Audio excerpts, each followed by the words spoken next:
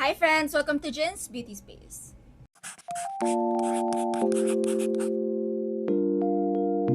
Graduation season na naman, so let's do a graduation pictorial makeup look. This is gonna be very easy and beginner friendly, so if wala ka makeup artist for your grad pic, and if you want to do your own makeup or learn how to do your own makeup for your grad pic, then keep on watching. Also, this is our new setup kasi mas comfortable ako and para hindi na ako sa sahig nakaupo. Also, all of the products that I'm gonna be using are very affordable, as in budget friendly, affordable talaga. So, let's start. If magka-contact lens kayo, make sure na ganito siya ka-natural looking kasi ayaw natin magmukhang bayawak sa pictures and we want our graduation picture to look timeless. So, I recommend using a very natural brown color lang for your contact lens. And then for skin prep, make sure to always moisturize your face before applying makeup. And if daytime naman yung pictorial nyo, you can use your sunscreen as moisturizer kasi we don't want to layer a lot of products underneath the makeup para hindi siya mag-cake. But for me, since I'm filming at night, I'm just gonna be moisturizing my face. Kahit ano pa yung skin type mo, skin prep is very important. But if you have really dry skin and marami kang dry flakes, then pwede ka mag-moisturizer and then sunscreen on top para talagang well-moisturized yung face mo. Fun fact, you can use your setting spray as your primer, so that's what I'm gonna do today. I'm gonna be using this one from Focallure. This is very affordable and talagang nag-work siya. Also, super satisfying ng spray niya. Look at that. So I'm gonna use this as primer today.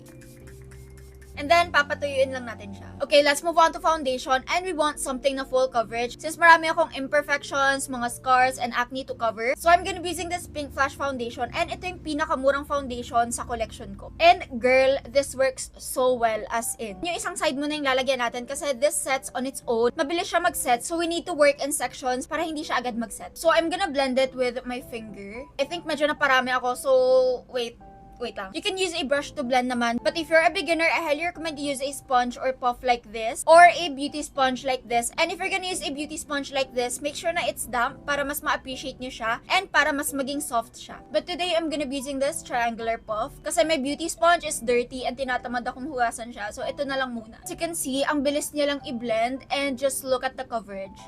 This is very affordable. And the coverage is amazing. And I like how it's not too dewy. Like, perfect talaga siya for the Philippine weather kasi it sets on its own. Like, this has a matte finish pero hindi siya dry tignan sa skin. Parang healthy lang tignan ng skin mo. Also, hindi rin siya nag-cling sa dry patches ko, which is really good for its price. Here's the side with and without, and sino mag-aakala na super affordable lang ng foundation na ginamit ko. Also, lahat ng shades na ginamit ko nasa description box, so check din na lang. Now, dito naman tayo sa kabila. By the way, when blending your foundation using a puff or a sponge, don't drag. Like, wag niyong i-drag kasi matatanggal or magiging patchy yung base niyo. Make sure to just pat it and wag like super hard na pagpat. So, i-blend ko lang siya hanggang seamless na siya tignan. Also, for pictorials kasi, I highly recommend na use a matte foundation or like a demi-matte foundation kasi ayaw natin magmukhang shiny yung face natin sa camera. Kaya, go for a matte makeup talaga. Anyway, magli-lip prep muna ako kasi my lips are so dry. So, ayan. For concealer, I'm gonna be using this one from Pink Flash as well, and this has medium to full coverage. Again, mabilis siya mag-set, so i-blend muna natin yung side na to before tayo mag-apply sa kabilang eye. This is enough for me, pero depende pa rin yun sa inyo. Just don't put too much kasi magkikake talaga siya. And then, i-blend ko siya using the same sponge. Make sure to use a very light hand, and again, wag na wag niyong i-drag kasi magpapachi siya or magkikake. So, itap-tap niya lang. Make sure i-blend nyo talaga dito sa mga creases para hindi siya mag-crease. And as you can see, this under eye looks so much brighter. Ang ganda niya talaga. Like, hindi ko talaga siya in-expect at first. But girl, I'm so impressed. Tignan nyo na lang. And then, dito naman sa kabila. And then, tapping motions ulit. This is optional, but I also like to highlight the center of my face. So, naglalagay rin ako ng concealer here. But optional lang to ha. This is just how I like to apply my concealer. Ibe-blend ko lang siya. So here's our base and it's looking really good. I'm so happy with how this turned out. I'm just really impressed with these products as in they're very affordable. You can get these for only 189 or 199 and may kasama na siyang beauty sponge. So below 200 pesos makakabili ka na ng base products. It's very sulit. For our cream blush, I highly recommend these ones like the blush sticks from Focallure. And I really like the shades NU02 and PP02. So depende na lang kung anong look yung peg nyo if you want like a pink blush or a warm toned or nude blush. But for this look, I'm going for NU02 kasi I've been loving this shade so much and it complements my skin tone really well. And it's a very safe shade. Like babagay lahat ng lippy eyeshadow sa kanya. So, we're gonna use this today. And you can apply this directly on your cheeks. Like, hindi niya masisira yung base mo underneath. So, yun yung ginagawa ko right now. For this look, hindi ako maglalagay ng blush sa nose and sa chin kasi we want our look to be timeless. Baka hindi na siya on trend in the next few years, so we're just gonna put some blush on our cheeks. And then when blending your blush using a brush, make sure na itap-tap nyo lang din like this. You can use your beauty sponge or this puff naman, but prefer ko lang talaga yung brush. And as you can see, the shade looks so pretty. This is definitely one of my favorite blushes at the moment. Literal. And again, it's very affordable. Don't worry kapag medyo harsh siya tignan or umabot dito sa cheeks mo yung blush, like dito sa gitna. Kasi we're gonna blend it later naman. And then you can build it up. Depende na lang sa mood mo. And I'm just building it up a bit. I just want my blush to look visible sa camera. And what I like about this shade, kahit damihan mo siya or kahit i-build up mo siya, hindi siya intimidating tignan kasi hindi siya bright. It's not a bright shade. Safe na safe lang talaga siya. Taking the puff again, i-blend ko lang yung harsh edges para seamless tignan yung blush. Since I want this look to be very simple, hindi na ako magli-liquid or cream contour, so magpa-powder na tayo agad. And I'm gonna be using a loose powder kasi we want our makeup to look matte talaga. So I'm using this one from Focallure. Okay, alam kong paulit-ulit ko na itong sinasabi, but when applying powder, like pag ganito siya, it's too much. And ayaw natin na mapasobra tayo sa powder kasi baka mag-flashback na siya and baka mag-cake na yung makeup mo. So what I recommend is, itatap mo muna yung puff sa palm before you apply it on your face. By the way, di ako magbe-bake for this look. We're just gonna set our under eyes and then the rest of our face. So when setting your under eyes, make sure to look up. And ipapat-pat mo lang siya. Like this. And then dadagdagan lang natin. Same process, itatap ko siya sa palm. And apply it under your eyes. Okay, medyo napadami ako. So, tatanggalin ko yun mamaya. Don't worry. Mukha na ako nagbe-bake. So, okay, let's bake. And dito naman sa kabila. And then, isa-spread natin yung powder all over our face using a brush later. I'm also gonna put some here sa chin. And here's sa smile lines. Lagyan nyo yung areas where you usually oil up or sweat para maglalast yung makeup. And then, using a powder brush, iba-brush off lang natin yung excess powder while spreading it all over our face.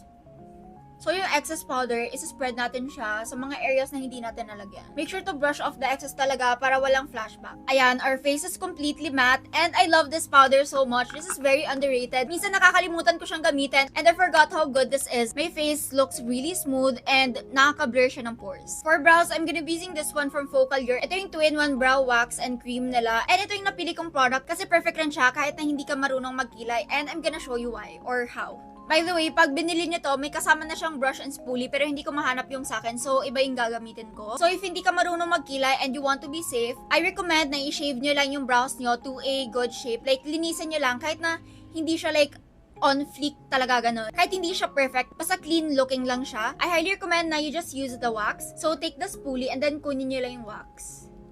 Here's a pot. And then, use it to tame your brows. Make sure to use a very light hand for this, just to maintain the shape of your brows. Para malinis lang siya tignan. And what I like about this wax is naho-hold niya talaga yung brows mo in place. So, it's really good. So, ayan, na-tame ko na yung brows ko para hindi siya makalat tignan. So, pag hindi ka talaga marunong magkilay or pag natatakot ka gumamit ng brow powder, brow cream, mga brow gel, or even yung mga brow pen, then I highly recommend na mag-brow wax na lang kayo. Or like yung mga brow mascara na clear. Just make sure na malinis yung shape ng kilay nyo. And I'm also gonna show you how I use the cream side. So if marunong ka magkilay, then this one is for you. This is very creamy by the way and very pigmented, kaya konti lang yung kailangan mo. And then dito tayo magsa-start sa tail. Parang sineshape ko yung brows ko. Then ina-extend ko siya. Di ko na kailangan na-explain, basta fini-fill in ko lang yung brows ko. Don't worry kasi i-blend pa natin yan later with the spoolie. So, ayan, fini-fill in ko pa siya. And don't worry kapag makalat siya kasi you can always clean it up with a concealer. Ayan, and then i-blend natin siya with the spoolie. Para hindi siya ganun ka-harsh tignan. O diba, it's very easy to use and ang bilis niya lang din gawin. Also, to be safe, hindi na tayo mag-fill in dito sa inner part. Instead, i-blend lang natin siya using the spoolie. Para umabot dyan yung cream product na nilagay natin. Kasi pag fill in pa natin yung part na to, baka maging harsh na siya tignan, tsaka mahirap siyang ayusin. So, better safe than sorry. And maganda naman siya pag ganito. Here's the finished product and I'm really satisfied with it and I really like how it turned out. So, I'm just gonna do the other side off cam. So, here's what it looks like. Very natural and soft lang siya. Like, hindi talaga siya harsh looking sa camera. Okay, let's proceed to face makeup and I'm gonna be using this palette from Focallure. And grabe, sobrang makakatipid ka sa product na to kasi it's customizable and sobrang dami mong choices na pagpipilian. It looks like this. May contour, blush, highlighter and eyeshadow shades ka na in one palette. So first, magka-contour muna tayo ng face. If ayaw mo naman i-sculpt or i-contour yung face mo, you can just opt for the bronzer shade dun sa mga shades na available. So when shading our face, make sure to use an angled brush like this. And I just squeeze the brush para makuha ko yung product kasi it's very skinny. And make sure to tap off the excess. Actually, you can apply it like this or like this. Depende na lang kung saan ka comfortable. And what we're gonna do is, we're gonna tap it muna. Like this. Ita-tap-tap muna natin yung product and make sure to use a very light hand. If you're a pro, you can just do that. But if you're a beginner, tap-tap lang muna tayo kasi we want to be safe. So, ayan, tinatap-tap lang natin siya. And as you can see, nagka-shadow na agad yung cheekbones natin. And then, i-blend mo lang yung harsh lines. Like this. As you can see, well blended na siya. Since na-wash out sa camera yung pigment, dadagdagan ko siya. Pero if visible naman na siya in person, wag na wag niyo nang dagdagan kasi ayaw natin mapasobra sa contour. O diba, instant slimming effect sa face. Like parang nagpa-buccal fat removal tayo, te. Okay, medyo napadami ako here. So what we're gonna do, take a clean tissue and then itatap mo yung excess product sa tissue. Tsaka mo siya i-blend. Okay, so tapos na natin i-contour yung cheekbones natin. So, nakapet talaga siya ng face. And also, binigyan niya ng depth yung overall look natin. And I also like to apply contour sa jawline ko. Kasi, I want my face to look slimmer in photo. So, this is optional. And then, maglalagay tayo konti sa forehead. Kasi, this is a contour shade, not a bronzer. So, konti lang talaga yung kailangan natin. I-apply lang natin siya here sa forehead. Okay, this shade is not as cool toned pala. So, you can use this as bronzer, which is really good. Ayan, nakalimutan ko na hindi pala siya ganun ka-cool tone. So basically, what we're doing right now is bronzer. And I'm also gonna layer my cream blush with the powder blush na nandito sa palette. So I'm just gonna be taking some product. And again, make sure to tap off the excess kasi ayaw natin mapasobra. Again, sobrang daming shades na pwede niyong pagpipilian, so depende na lang talaga sa inyo. And then using a very light hand, dito natin ilalagay yung blush. It's like putting on highlighter, ganun. Dito natin siya ilalagay para ma-lift yung face natin. As you can see, konti lang yung nilagay ko, but it made a difference naman. Like, mas visible yung blush sa side na to.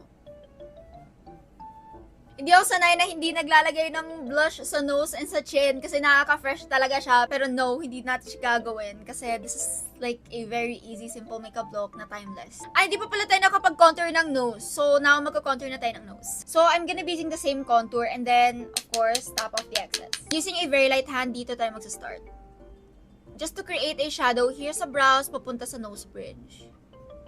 Like this. Again, very, very light hand. As in, very, very, very light hand. Kasi ayaw natin mapasobra, especially if you're still a beginner. And then dito na part, we're just gonna like extend it. Don't worry kapag medyo intimidated kayo kasi hindi pa tayo tapos. Same process sa kabilang side. Actually, nose contour takes so much practice. So, make sure na mag-practice muna kayo para sure na hindi talaga ma-fuck up sa day ng grad pick nyo. And then, pag medyo harsh na siya, just do this. And then dito naman tayo sa tip. I like to contour my nose like this. Para mas ma-define yung part na to. And then, i-connect lang natin sila. So, ayan na siya. Ganito lang ako mag-nose contour. And, it looks very easy kasi sanay na ako. But, if you're a beginner, mahihirapan ka talaga. And I suggest na mag-practice ka araw-araw. Like, practice your makeup looks before ka maligo. Like, pre-shower makeup look, ganon. And to complete our nose contour, I'm gonna take the highlight shade. Pero, super konti lang kasi ayaw natin na magbukang shining, shimmering talaga yung nose natin sa picture. Just to enhance or like highlight the highest points of our nose. So, ayan. Medyo napadami. And then, dito sa bridge. Konti lang. Like that. Okay, now let's proceed to eyeshadow. And ito pa rin yung palette na gagamitin ko. For this though, I highly recommend na piliin nyo yung shade na medyo brownish, hindi yung ganto. Kasi this one looks too vibrant for a picture. So, gagawa natin yan ng paraan. So, if mamimili kayo ng shades dun sa, like, mga shades nila, piliin nyo yung pinaka-safe. Like, mga light brown, dark brown, ganun. Anyway, I'm gonna be taking this shade. Tap off the excess kasi it's super powdery, but it works. Using a fluffy brush, ilalagay ko siya all over my lid. Make sure to use a very light hand, as in very, very light hand. And just blend the eyeshadow like this. Make sure na dito kayo nakahawak sa tip ng brush. Like that. Just blend the eyeshadow. And ayan, as you can see, well blended siya and it looks really nice even though isang shade pala yung ginagamit natin. And then I'm taking this darker shade. This is very pigmented kaya make sure to always tap the excess. And ilalagay ko siya here sa parang baba. Don't apply it all over your lid, okay? Dito lang sa bandang baba. Don't worry kapag medyo harsh siya tignan kasi i-blend pa natin siya later. And pag hindi masyadong nakukulayan ng brush yung part na to, I like to just use my fingers and apply the eyeshadow directly. Like this. And then using the brush kanina na ginamit natin pang apply ng lighter shade, I'm gonna be blending these two eyeshadows together. Para seamless siya tignan. Okay, look at the difference. This side looks so much better than this side. O, diba? Dalawang shades ng eyeshadow lang yan, but it looks so good already. So, ganito siya. It's very simple, pero ang ganda niya na tignan kasi ang ganda ng pagka-blend and it's very seamless. And then, taking a brush like this, anything basta medyo flat siya na fluffy, I'm gonna mix these two shades, top off the excess, and ilalagay ko siya here sa lower lash line. Para hindi plain tignan yung lower lash line natin. And of course, hindi tayo mag-egusal for today's look kasi sino ba gusto mag-egusal sa graduation picture, diba? So, yeah. We're just gonna apply eyeshadow here. Dinadagdagan ko lang siya depending on my preference. As you can see, mas maganda yung side na to na may eyeshadow sa lower lashes compared sa wala. Kasi pag wala, parang ang plain niya tignan and basta, ewan ko, mas maganda talaga pag may eyeshadow here. Pero pag preference nyo naman na walang eyeshadow dito sa part na to, then go. Pero I highly recommend na lagyan nyo ng eyeshadow yung lower lashes nyo. And then using the same brush, of course, lilinisin muna natin siya with a tissue. And then taking this shimmer shade, ilalagay natin siya here sa inner part. Pero make sure na hindi siya kakalat, so very light hand lang. Just to open up the eyes a bit. And then also here sa inner corner. I'm gonna try my best para maging visible siya sa camera. Okay, now let's proceed to eyeliner. If you're a beginner or not, I highly recommend gel liners, especially yung mga retractable ones like this.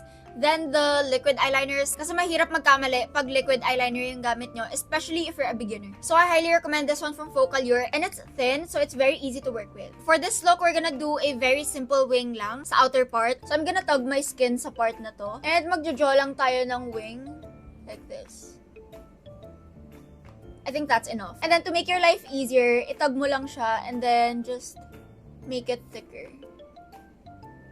And as you can see, may eyeliner na tayo, but aayusin muna natin kasi it doesn't look clean. So we're just gonna make it look sharper and very light hand, if i-flick lang natin siya konti. And what I like about gel liners, you can just use your nail to make the wing sharper. So that's what I like to do. So ganito lang yung eyeliner natin for this look. It's very easy to do, as in it took me like less than 5 minutes to do. Make sure to practice lang talaga and make sure na hindi makapal yung eyeliner nyo kasi ayaw natin pagsisihan yung grad pick natin in the future. So this is what our eyeliner looks like, and I'm really satisfied naman with how it turned out. For our lashes, I highly recommend na mag-falsies kayo kasi pag hindi, or like pag mascara lang yung ginamit nyo, hindi talaga siya visible sa camera, I swear, especially like professional camera. So I highly recommend you use like a natural pair of lashes, and I highly recommend this one from Polash kasi their glue is one of the most trusted glues ko talaga. Don't make the same mistake as me. Like I used a very cheap glue kasi hindi ko pa afford yung Polash before. And I use a very cheap glue. And girl, pagdating dun sa place ko saan kami magpo-photoshoot, natatanggal-tanggal na yung lashes. So ang hassle talaga. So I highly recommend you invest in a good lash glue. Anyway, just take a tweezer and then kunin nyo lang yung lashes. And then make sure to cut the excess para hindi siya mag-poke sa eyes nyo. I-measure nyo lang siya para matansya nyo kung saan kayo magka-cut. And then lagyan lang natin ng glue yung lash band. Okay, I think this is enough. Also, what I like to do to wait for the glue to get tacky is kinukurl ko yung lashes ko. Just curl your lashes like how you would usually curl your lashes. And then when putting on your lashes, dito tayo magsimula sa gitna. And then sa sides. So ayan, nakabit na natin siya. Ganun lang siya kadali. I also like to do this. Para mas, mas nakatayo. Ayan, it looks really good and perfect talaga siya for grad pick. Anyway, kakabit ko lang yung kabila off camera. It should look something like this, and I'm really happy with how this look is turning out. It's very simple, yet it's so timeless and elegant looking. I love this look so much. Kahit na hindi ako sanay na wala akong egosol and everything, I am loving this look. Anyway, hindi na ako magmamascara sa lower lashes kasi it will break or make your look. So, to be safe, wag na lang tayo magmascara sa lower lashes. Anyway, let's proceed sa lips kasi hindi na tayo mag-highlighter sa cheeks kasi ayaw nga natin magmukhang shining, shimmering, splendid sa camera. For our lips, I want something na comfortable and nagsistain and hindi drying sa lips, and yung madali lang din i-retouch pag kailangan, diba? So, I'm gonna be using this one from Focallure. It's their Juicy Tint in the shade NU01. Sa lahat ng shades sa Focallure lippies, NU01 talaga yung pinaka-safe. So, that's a pro tip. And ilalagay lang natin siya all over our lips. As you can see, hindi precise yung pagka-apply ko sa lippy kasi I'm gonna smudge the edges later. And dadagdagan ko lang siya para mas kita yung color. And then, smudge ko lang yung edges. Para hindi ganun ka sharp tignan yung lippy. Guess nyo ba? Like, mas maganda kasi pag medyo smudged. And wag lang yung masyadong overline kasi baka magmukha siya makalat. Isa-smudge lang natin para hindi lang siya magmukhang super precise. Ang comfortable niya sa lips, and pag nag-smile ka, like ganyan, hindi magka-crack yung lips mo. So, I highly recommend using lippies like this, hindi yung super dry na liquid lipstick kasi baka pag smile mo, baka magka-crack siya and pangit siya tingnan sa picture. So, I highly recommend yung mga pigmented na lang na tints. Okay, dadagdagan ko siya here sa gitna. Also, sakto lang yung pagka-glossy niya. Hindi siya like OA na pagka-glossy, which hindi maganda tingnan sa picture. This one is okay naman, and it looks really good. So, ito na yung lippy natin, and it looks so pretty. Like, parang naging plump yung lips ko. I don't know how it happened, but parang mas naging full yung lips ko. It's so pretty. Okay, to finish the makeup look, of course, we're gonna set our face with the setting spray na ginamit natin kanina as primer. So, again, shake well, and then just spray it all over your face. Magbibihis lang ako, and I'm gonna style my hair, so I'll be right back. Here's the final look, and I'm so sorry kasi wala akong toga, but imagine na lang na nakatoga ako, tapos, nakapose. Ayan. Anyway, I look so much mature than usual kasi hindi ganito yung makeup style ko. But this is like a very clean, classy, and timeless makeup look na perfect talaga for grad pic. And by the way, to style my hair, I just used this hairbrush dryer. Para mukhang nagpasalon ako, diba? Like, parang blowout siya, but for short hair, ganun. So yeah, this is the final makeup look, and I'm really happy with how it turned out. And I think kaya niyo naman gawin to kasi it's very easy, and yung mga products na ginamit ko are very affordable. I'm in love with this look. Kung pwede lang ibalik yung time nung graduate ako ng college, ito yung gagawin kong grad pic makeup. Kaso hindi na pwede ibalik, so yeah. So if pinanood mo yung video na to, or finollow mo yung tutorial ko, I'm pretty sure na graduating ka na, so congratulations to you. You did so well, and I'm so proud of you. So yeah, good luck, and enjoy nyo lang yung journey. That's it for this video. Don't forget to like, comment, and subscribe, and turn on the notifications.